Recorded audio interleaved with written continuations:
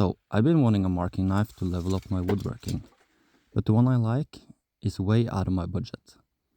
$100 for a tiny knife. Yeah, you might know which one I'm talking about. That got me thinking, why not just make my own? I've been toying with the idea of making myself a marking knife for a while, but it wasn't until I came across a video by Paul Seller that I decided to go for it.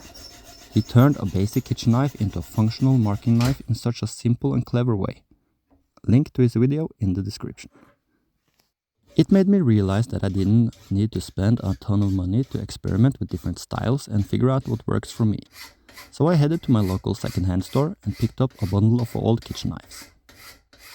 6 of them for just $1. Nothing fancy, my only criteria was a wooden handle. Other than that, different shapes and different quality of steel. It meant I could try out different styles without worrying about messing up.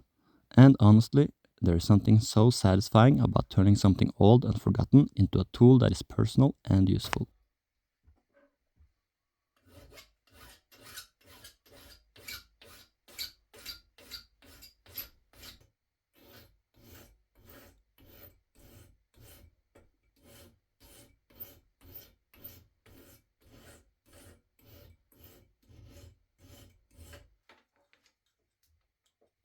The second knife is where things got interesting.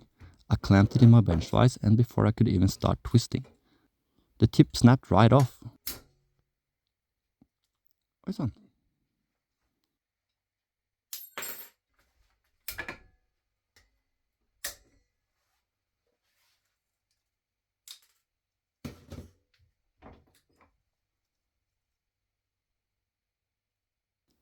To change things up, I shaped this one using my cheap belt sander instead of a file.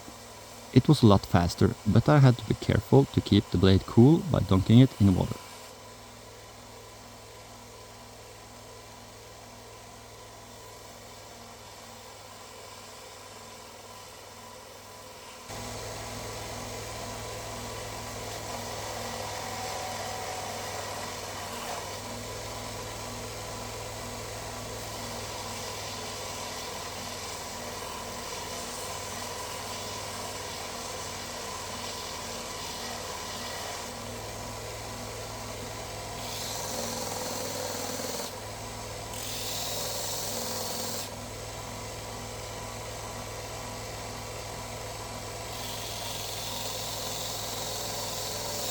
By the end I had a nice clean spearpoint shape and I could already feel myself leaning towards this style.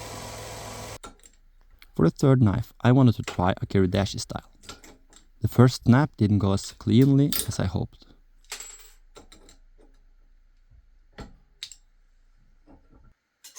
So I used a small hacksaw to cut a groove where I wanted it to break.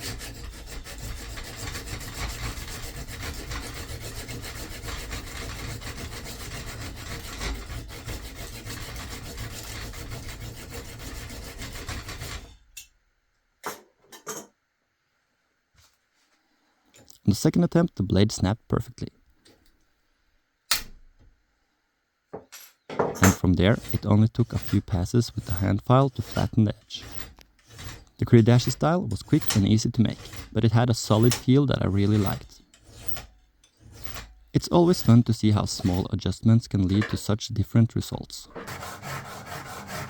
Once all the knives were shaped, it was time to sharpen them. Now, marking knives don't need to be razor sharp to do their job, and these will probably not hold a sharp edge for very long. But I couldn't help myself. I started with diamond plates, and these plates are just some really cheap ones. I don't even know what grit they are. It just says fine and extra fine.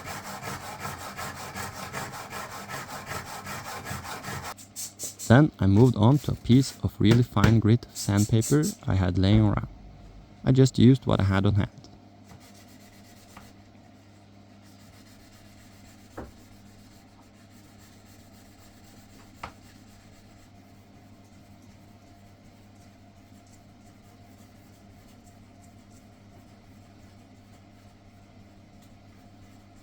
Finally, I finished them off with an old worn out stropping stick.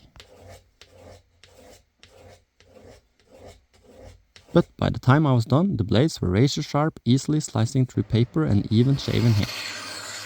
It might have been overkill, but there's just something truly satisfying about a sharp blade.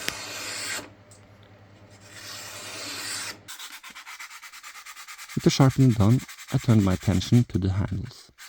They were pretty decent looking, but I still gave them a quick sanding to smooth out the surface and remove any old finish. It didn't take long, but it made a huge difference in how they felt. Clean, smooth, and almost ready for use.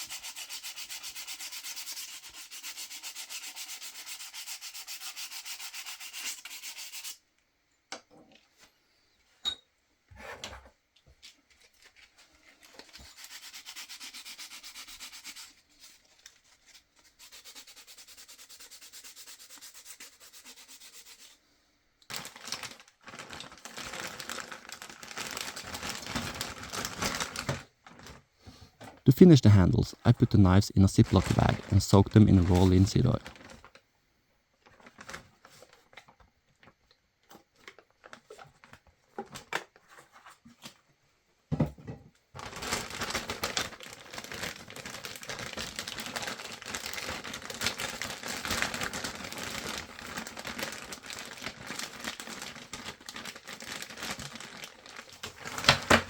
I let them sit in the bag for a few minutes to let the oil really soak in, and it completely transformed the look and feel of the wood. The grain popped and the handles had a rich, smooth finish that looked amazing.